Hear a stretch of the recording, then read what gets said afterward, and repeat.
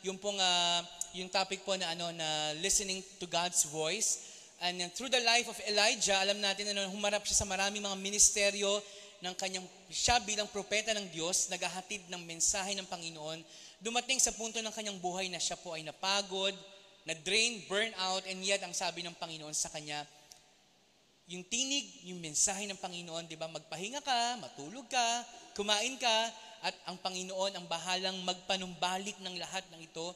At true enough, nakita natin sa buhay ni Elijah, sa kanyang pakikinig sa instruction ng Panginoon, sa kanyang pakikinig doon sa tinig ng Panginoon, ay kanyang naranasan ang restoration ng Panginoon. At ngayong gabi, dalangin nating lahat na sa pamagitan ng salita ng Diyos ay mangusap ang mga salitang ito at baguhin ang ating mga puso at ang ating mga buhay. Amen po ba? Ready na po ba tayong baguhin ng salita ng Diyos? Amen. So, sabi po ng isang quotation, when I take the time to start my day reading God's Word and praying, it gives me the strength I need to make it through whatever the day may bring. Ngayon, meron tayong mga sistema ngayon ng pagdating sa larangan po ng trabaho, may mga tinatawag na night shift. Meron ba tayong online na panggabi ang kanyang trabaho, no?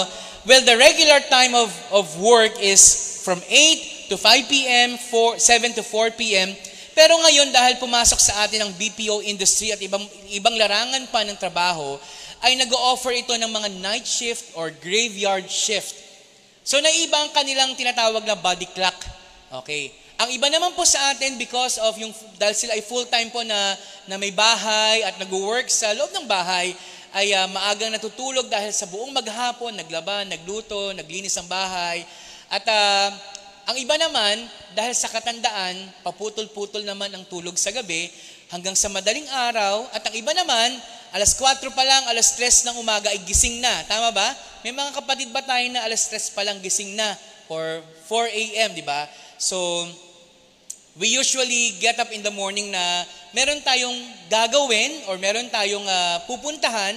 Kaya bago tayo umalis, marami tayong tinatawag na mga rituals, di ba? So, iba upo muna, magkakape muna, iba ay makikinig ng music. So, ano po ba ang ating ritual every morning? Yan. Ano po ang ating ginagawang mga sistema ng umaga natin? Alam natin yun kasi yan ay habit po natin every day. So, ngayong gabi po, gusto nating i-embrace ang isang teaching sa Bible wherein for us na ma-experience yung being still in the Lord, kanino ba tayo dapat nakatingin? Kanino ba tayo dapat nakafocus sa life natin? Well, alam na natin yun sa Panginoon, ano? Pero sa gesture natin, sa ating responses, how can we really look up to God? Diba? Kung merong look up, merong look down, diba? So, pero paano natin, or ano ang emphasis ng Bible when it comes to looking unto God? So, ang title po na ating devotional ngayong gabi ay, Lord, I look up to you, or Lord, I look to you. Okay? Pwede bang sabihin natin, Lord, I look to you. Ready? Begin. Lord, I look to you. Ang ating mga mata na dalawa ay maraming pwedeng makita yan every morning. Tama ba? Paggising natin, pwedeng ang makikita mo ay dingding ng kwarto, ang asawa mo, or ano man sa paligid ng ating kwarto, di ba? Yan ang posibleng makita ng mga mata natin. Pero sa pagbukas ng ating mga mata, ano ba talaga yung unang pumapasok na dinidictate ng brain natin na una nating ginagawa? Okay. Siguro tayo lang naman talaga ang makakasagot niyan. Meron ba sa atin pagkagising gutom agad? Pagkagising agad, ref pinupuntahan. Pero siguro mag-agree tayong lahat, most of us, okay, most of us, pagkagising, according sa survey, paki-flash nga yan, cellphone. Ay, wala pala yan. Okay. According sa survey, lahat, generally, di ba? Marami sa atin, ang unang tinitingnan at chinecheck ay cellphone. Mag-agree ba tayo? Yeah. Bakit? May alarm clock, mag-check tayo ng email, mag-check ng message.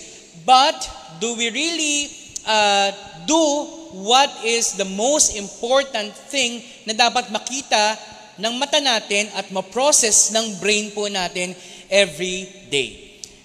In Psalm chapter 5 verse 3, ito po isang sinulat ni Haring David na kung saan siya po ay naging vocal about his situations, naging open siya sa Panginoon sa pag-i-express ng kanyang frustration, ng kanyang mga disappointments, up to the point of, Lord, I need help. Kailangan kita. If we will read chapter 3, 4, and 5 ng Psalms, it is a prayer of help. Crying out to God, Lord, please help me. Itong particular na chapter na ito, nandun siya sa difficult spot ng buhay niya, wherein nagre-reflect siya, kailangan niya ang word ng Panginoon, kailangan niya ang presence ng Panginoon, kailangan niya ng assurance mula sa Panginoon. But, ang ating gustong puntahan ngayong gabi, sino at ano ba talaga ang ating pinakikinggan at tinitingnan tuwing pagmulat ng ating mata? At bakit napakahalaga ng salitang morning sa Biblia? Bakit mahalaga ang salitang umaga sa Biblia na ating pinag-aaralan? So, again, nagkakaroon ng groaning, crying, asking for help. Si David, hindi man po mas dinetali ni David yung kanyang sitwasyon, pero yung kanyang spirit, yung kanyang heart ay pinupour out niya sa Panginoon because he wants help and assurance mula sa Panginoon. Diyan po sa talatang yan, sa Psalm 5 and 3, Psalm chapter 5 verse 3, dalawang beses pong inulit ang salitang morning. In the morning and in the morning. So yan po ay nasa New King James Translation po. At sa NLT and the ESV, ganun din pong inulit yung salitang in the morning and in the morning. For our information po, sa Hebrew context ng pagbibigay po ng paulit-ulit po na salita, just like sa Isaiah, yung holy, holy, holy is the Lord God Almighty.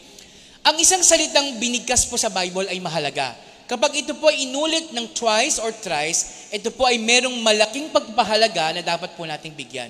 Ang salita pong sinulat ni Isaiah na holy, holy, holy gives emphasis in the holiness of our God. Kumbaga sa Tagalog, pinagdidiinan ng Panginoon ay banal. Gayon din naman ang salitang morning. Sabihin nyo nga, morning.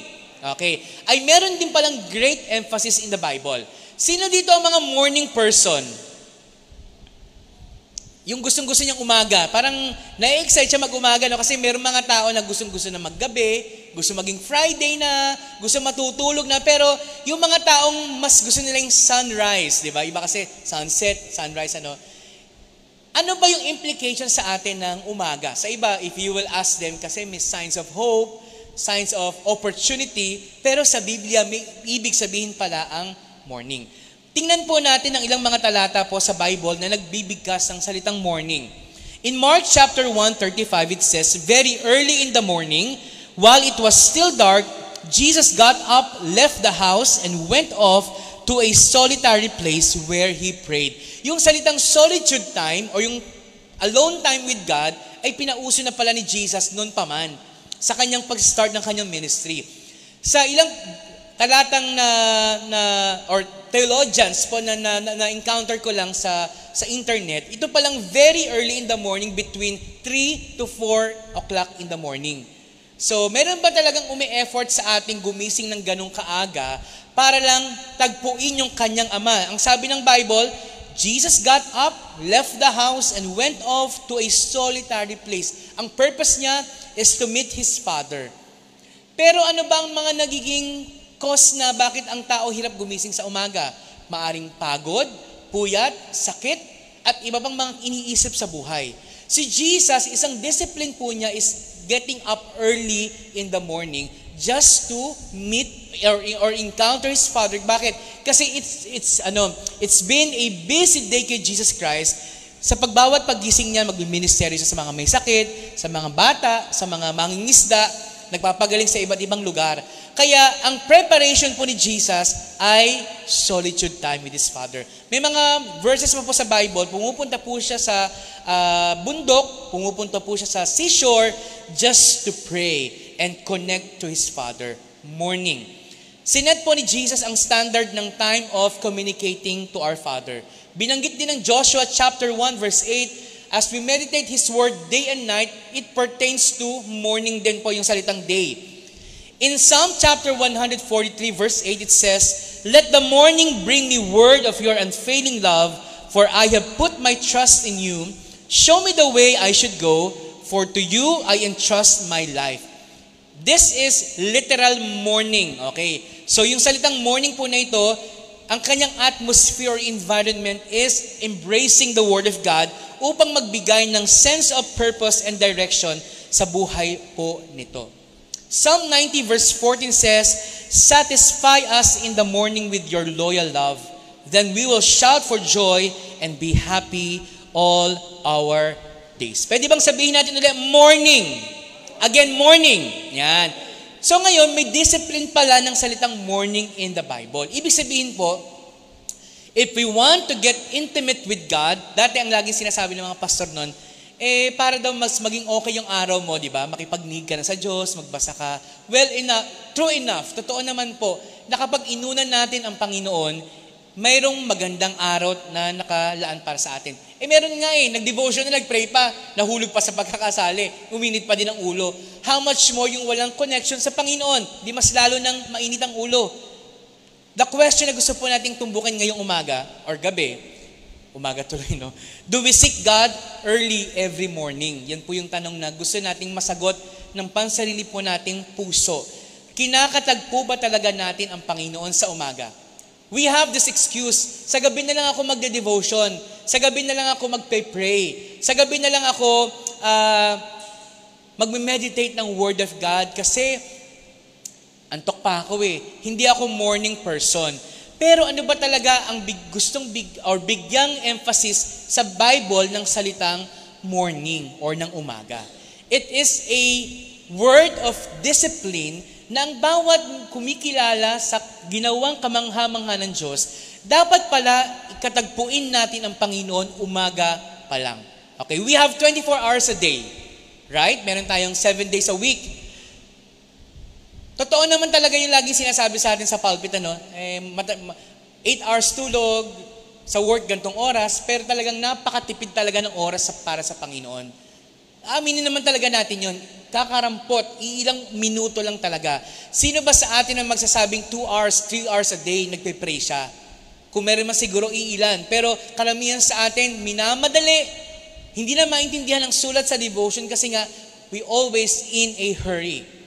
But please be mindful, morning in the Bible is a command to encounter God and experience His presence in the morning. Kung si Jesus, very early in the morning, hindi naman po tayo pinupush na kailangan 3 a.m. tayo gumising or 4 a.m. Well, siguro ang naging practice ko lang po in the past weeks, dahil gumigising ng mas maaga pa dun sa hinihinging oras, ay meron po kami binabasa nga po, di ba, na ilang chapters. So, 4 yun, hinahati ko po yun sa 2 muna, tapos pag uwi, at least matapos na yung 4, sa gabi ko po normally natatapos yung aking devotional. Kumbaga, mas napagnilay-nilayan pa. Kasi parang, ang naging stand ko naman, ayoko namang madaliin lang yung devotion, ayoko namang isulat lang, nabasa sinulat lang, kasi nga baka naman hindi mo na maintindihan yung sulat mo, kasi minamadali Pero for some, ang iba ay tinatapos na hanggang sa matapos na yung kanyang devotional. Wala naman pong problema kung gabi. Ang gusto lang natin bigyan ng emphasis, you have your moment with God in the morning. Baka kasi wala na tayong moment with God, ligo na agad, kape na agad, kain na agad, alis na agad. Pero yung i-adjust mo yung gising mo kasi nga, alam mo sa loob ng isang oras, prep time mo yon. Pero di ba dapat, kung 5 a.m. ka gumigising, 6 a.m. ka dapat aalis, 4:30, 4:45, gumising na tayo kasi nga, dapat meron tayong moments with God in the morning. Again, sabihin natin morning. Yan. Sinong madalas na nabibigyan ng pinaka-shortest time every day? Pwedeng ang Diyos. Kasi nga, we're always in a hurry. Ang big idea po natin ngayong gabi, puro ko umaga, no? Look up to God, He is listening. So, when we spend time with the Lord in the morning, hindi po late na gumigising si Lord, hindi po siya bingi sa umaga, hindi po siya naalimpungatan sa umaga, nakikinig ang Panginoon sa atin as long as we are looking up to God. It is a picture of prayer. Di ba normally, anong picture ng prayer sa atin? Diba? Let's bow down our heads and let us pray. Kasi daw, sign of yon? Humility. Pero, magpakita tayo ng ilang verse mamaya, bakit may word na look up sa Bible? Ito pala is sign din ng prayer, yung looking up to God. Di ba sa mga pelikula, Panginoon, di ba naman, Pero most of us, let's bow down our heads Sobrang serious tayo, no? Diyan po sa, Kuya General, pwedeng balik natin yung verse, Ate Dayan, yung Psalm chapter 5, verse 3. Sa construction po ng verse na ito, makikita po natin ang mga importanteng papaano nangusap si David sa ating Panginoon. Number 1, yung emphasis po ng morning prayer. Okay? Sabihin nyo nga, morning prayer. Yan, okay. So atin na kayo pag Sabado, morning prayer, no? May online tayo. Bakit may morning prayer sa Bible? Actually, hindi ko lang nagawang mag-research. Marami bang ginawang evening prayer sa Bible? Most of the prayer po, even si Paul, morning prayer. So may emphasis ng pagpananalangin tuwing umaga. Bakit?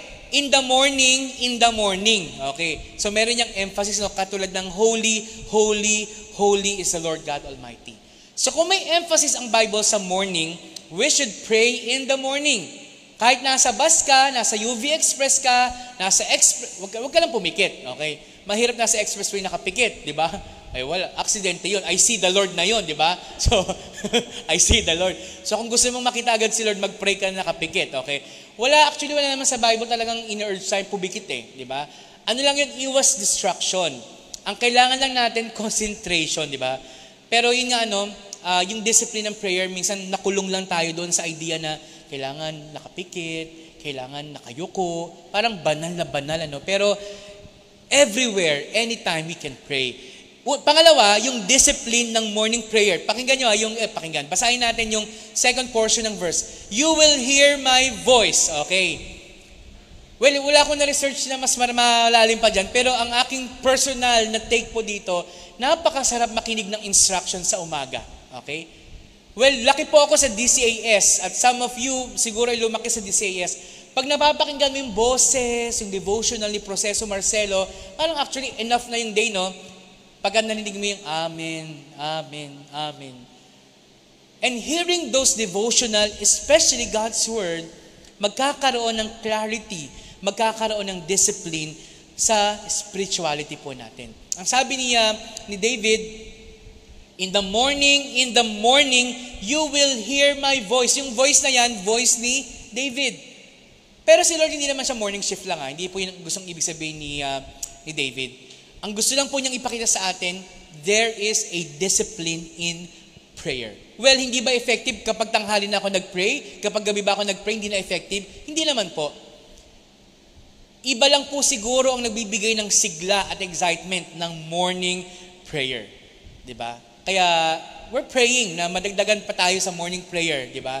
So, kung maaga ka na rin din mang gumigising, ba't hindi mo i-click yung link, tapos nandun ka na, ting! Kasi siguro, natatakot tayo, baka pag-prayin ako ni Ate Leslie. Baka i-grupo ako ni Pastor, tawagin ako ni Jack. So, may fear tayo minsan, pero i-conquer po natin yung fear na yun because for me, at mas nabigyan ko ng pagpapahalaga nung mineditate itong verse na to, talagang mahalin natin ang pananalangin sa umaga. Pangatlo, dun sa sinabi ni David na, Oh Lord, it is very personal, expression of his faith, yung relationship of the morning prayer to the one who pray and to the one na nakikinig sa prayer po natin. Alam natin na ang Panginoon ang nakikinig sa mga panalangin po natin. Amen po ba?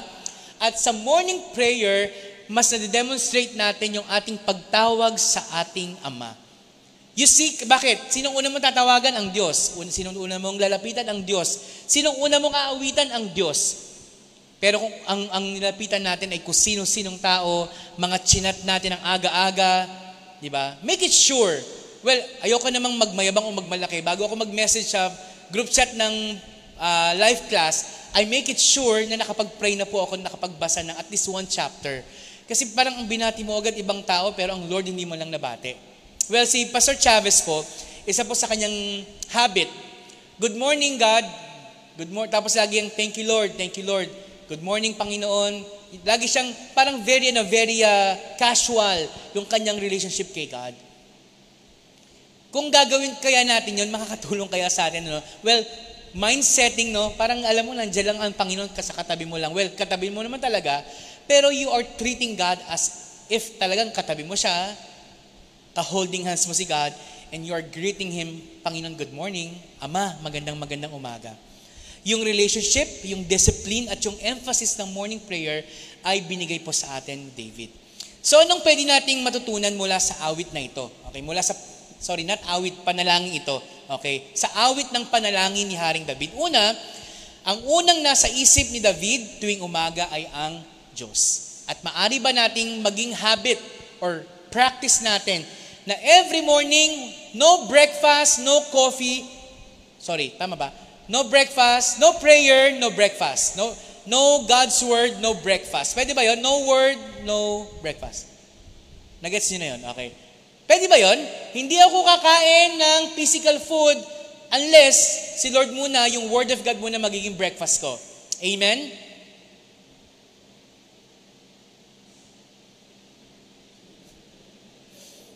May pag-iisip pa, Pastor, grabe, pag umaga talaga nagugutom ako agad eh. Yung tumutunog pa yung tiyan, diba? Lalo kung hindi ka nakakain ng gabi. Pero it's a way of discipline na hindi ako kakain hanggat hindi ako nagpe-pray. Pwede pala yun. Diba? Sa mga estudyante kaya sa live class, gawin natin yun. No reading of God's word, no breakfast. Leslie, okay lang? Pwede, no?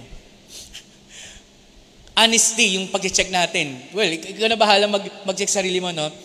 Before na maging busy si David, bago maging busy si Jesus sa kanyang ministeryo, make sure ni David at ni Jesus na mag-spend siya ng time with God.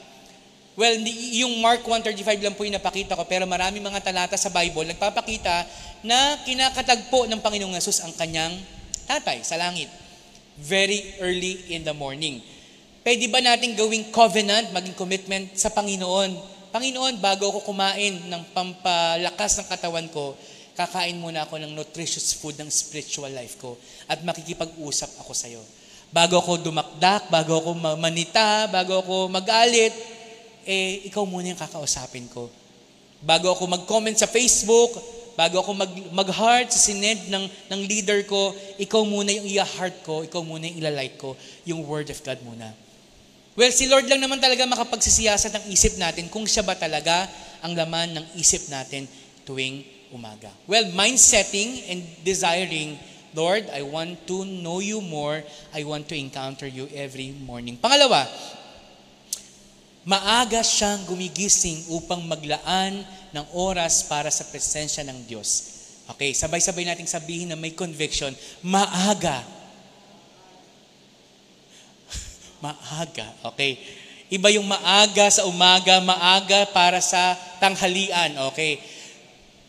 Getting up early in the morning is a discipline. And for us, nabubuhay sa panahon nating fast-facing, maraming load ng trabaho, well, sa ibang bansa hanggang 3 na trabaho ay kaya nilang gawin, di ba? Doon nga sa lugar ng Amerika at Australia and Canada na meron po tayong mga kamag-anak doon, hanggat kaya, hanggang 3 kayang gawin. Napaka-exhausting po ng 3 trabaho. Nakakapagod po yun. Ganun ba ang level ng ating work? 3, 2, pero tayo pagod na pagod, hirap na hirap. Yung magbiyahe ka lang araw-araw ay mahirap na, tama ba? Pero dapat pala, mayroon tayong urge na gumising sa maaga para maglaan. Maaga at maglaan, okay? Ano daw maglaan ng oras sa presensya ng Panginoon? Well, not all of us can sing. Pero it doesn't mean hindi ka na makakanta para sa Panginoon. In your private life, commune with God. Just like Daniel, kahit po ang daming compromise doon sa palasyo, kahit ang daming offer ng hari, sinisigurado niya na siya iluluhod sa bintana na katapat doon sa Jerusalem. Discipline po ang tawag po doon. Ganon din naman. Totoo naman, kapag gumising ka ng tumitilawak ng manok at marami ng maingay sa paligid, nakakatamad ng magkikilos. Tama, mali. Tama, di ba? Pag yung araw, lalo yung bahay mo, tapon na tapon yung sikat ng araw, nakakatamad ng kumilos. Kasi yung palang, the normal sleep na meron tayo dapat ay 6, 8 the max. At yung time na yon, yung palang, well, galing lang to sa ninang namin doktora, no? Yung palang, pagdating ng 10, kaya pala hindi dinidiscourage siya tayong kumain lagpas ng 10, kaya lang makulit tayo kumakain pa, no? Yun palang kidney, liver, lahat yan nagpe-perform na. Kaya pala may mga gising tayong alas 3, alas 5 na uhaw tayo. Kasi nagpe-perform sila, kailangan nila ng water para makapag-perform sila na maayos. Dapat pala, ang normal din na poops natin 5 to 7 in the morning. Kasi nga, nakapag-process na yung mga digestive system natin, yung stomach natin. So normal pala, yung between 5 to 7 a.m., kailangan makapag-deposito na tayo nun sa ating mga comfort room. Yun pala yung healthy na proseso na nangyari sa ating katawan. Kaya lang, kung wala tayong tamang disiplina, tayong lahat sa ating katawan, may mga abnormalities, may mga constipated, may sakit sa liver, sa gallbladder, kasi nga hindi healthy yung pinoprocess ng ating katawan, which is naka-affect sa ating lifestyle. So si David, expected niya na ang Panginoon ay nakikinig sa kanyang panalangin. Katulad ng sinabi niya, you will hear my voice. Ang sabi ng James chapter 4 verse 3, tell us that God does not listen to our prayers when we ask Him for things out of our own selfish desires. Kung ang ating daw motives are not aligned with God's will, nagiging selfish daw tayo. Kaya tuwing tayo ay babangon ng umaga, ang focus pala ng prayer natin, just like the many psalms sa Bible, ay adoration and worship to God. Ano kaya ang prayer content natin every morning? Paghingi ba agad or adoration? Worship. Hindi naman puro supplication, ano? Kasi magmamatter yung ating mga ginagawang devotion sa prayer natin kasi kung paano mo nakikilala ang Panginoon, yon ang magiging content ng prayer natin. Bakit may mga nagsasabi, Pastor, wag na lang ako sa prayer kasi hindi ko alam kung ano sasabihin ko eh. Simpleng sinasagot natin, alam nyo kapag tayo talaga ay mayroong time with the Bible, we will know God more and more at yung magiging content ng prayer natin ay base sa pagkakilala natin sa Panginoon. Kaya ang panalangin pala natin ay hindi lang selfish mga requests, kundi pagsamba, pagpupuri sa ating Panginoon. Well, ang sabi ng Mark chapter 11, all things are possible with God. Pero alam niyo yung prayer na yon, pag tinuloy niyo pong basahin, ang tutugunin lang pala ng Panginoon yung mga nagpapatawad sa mga nagkasala laban sa kanila. So kahit pala ang faith mo, lilipat siyang bundok na yan, mangyayari ito, pero kung hindi ka naman forgiving sa ibang tao, hindi rin maging effective ang ating prayer. Again, in verse 3, David said, you will hear my voice. It is the hope of David, of this person David, na sa kanyang pakikipag-ugnay sa Panginoon, mas nakikilala niya ang Panginoon at lumalalim ang kanyang, yung intimate relationship niya sa ating Panginoon. Bakit? Kasi maaga pa lang, naglalaan na siya ng oras para sa presensya ng Diyos. Ganon din naman ang ating Panginoong Yesus. Early in the morning, gumigising na po siya. Pangatlo, umaasa si David na may gagawin ang Diyos sa araw na ito. Kapag ba tayo ay nagkaroon ng encounter sa Panginoon, mayroon bang expectations mula sa Kanya na may gagawin ang Diyos sa araw na ito? Pwede bang sabihin mo sa katabi mo, kung may katabi ka, may gagawin ang Diyos sa araw na ito. Yan. Pero gabi na, bukas, sa kalooban niya. Kasi minsan tayo ay natatabunan na ng worries, ng mga deadlines, yung faith natin parang nag-umapaw na yung mga alalahanin kaysa pananampalataya po natin. Bakit? Anong sabi ni David doon? Di ba yung kanyang expectations ng Panginoon nakikinig sa kanyang panalangin? Matututunan po natin sa prayer life po ni David na siya po ay eager po na makita niya na ang Diyos ay tumutugon sa kanyang panalangin.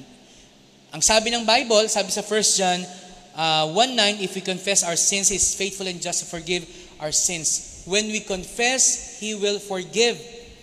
If we will obey, He will bless us. If we will give, we will receive. So there must be an expectations every time we pray.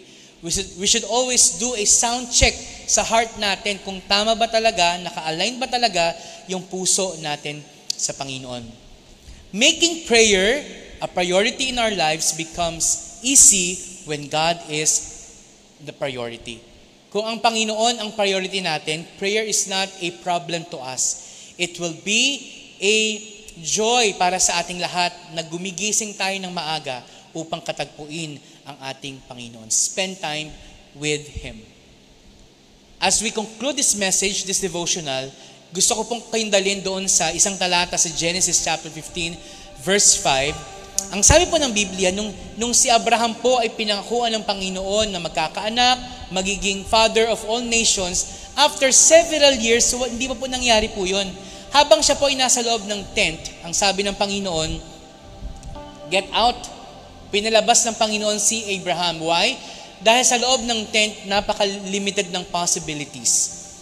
Pero paglabas ni Abram outside the tent, ang sabi sa verse 5, then the Lord took Abram outside and said to him, look up into the sky and count the stars if you can. Do you think kayang bilangin ni Abraham ang stars? Hindi. Pero bakit pinabibilang ng Diyos? Bakit ganun ang utos ng Diyos kay Abraham? Ang point po dito ng Diyos, gustong patingalain ng Diyos si Abraham upang makita niya na ang Diyos ay Diyos ng maraming possibilities. And He is the God of the impossibilities. Amen? That because nothing is too hard and impossible to the Lord. When we look up to the sky, help is on the way. Kumbaga meron tayong kasabihan na sky's the limit. Yung bang favor ng God, yung grace ba ng God ay limited? No. Ang grace ng God ay unlimited, ang favor ng God ay unlimited. As long as we are looking up to the sky and see God working, sing dami ng stars na pwedeng makita ni Abraham at sing dami ng stars na nakikita po natin. Ang sabi ng Bible, that's how many descendants you will have. Kung anong pinangako ng Diyos nung chapter 12 kay Abraham, still in chapter 15, same promise pa din. And in your life, as we come to the Lord, as we look up to God in prayer, dala natin sa spirit po natin yung expectation, dala natin sa puso po natin, Lord, I want to know you, I want to encounter you. God will remind us, ganyan karami ang pangako ko sa iyo. Sing dami ng bituin ang magiging lahi mo, kailangan mo lang lumabas. We have to go out on our comfort zone sa bed, comfort zone of wrong lifestyle. Kasi kung yan ang ating comfort zone, we can never see God telling us, this is my promises to you. Kasi we are very limited with our faith and how we treat God or we value God. Mismo ang Diyos ang naglabas kay Abraham. God took him outside to see the unlimited possibilities of his faith to God. Ganun po ang Panginoon po natin. Nung tumawag ang Panginoon sa kanyang ama, nung tumawag si David sa ating Diyos Ama, pinakita ng Panginoon, He is the God of unlimited. He is the God of impossibilities. I have my last verse, hindi ko nalagay dito. Pwede pa flash ng last verse natin. Ang sabi ng Psalm 116, 1-2, I love the Lord because He hears my voice and my prayer for mercy. Because He bends down to listen. I will pray as long as I have breath. At yung patuloy pa na verse na yan, nandoon po yung kanyang anticipation that God will hear His prayers. Na kahit tayo po ay nasa gitna ng anumang bagyo, ng kadiliman ng buhay po natin, we can cry out to God and we can look up to the sky and we can look up to God. We can look up to the God of the impossibilities, the God of opportunities, the God of promotion, the God of abundant, the God of many things sa buhay po natin.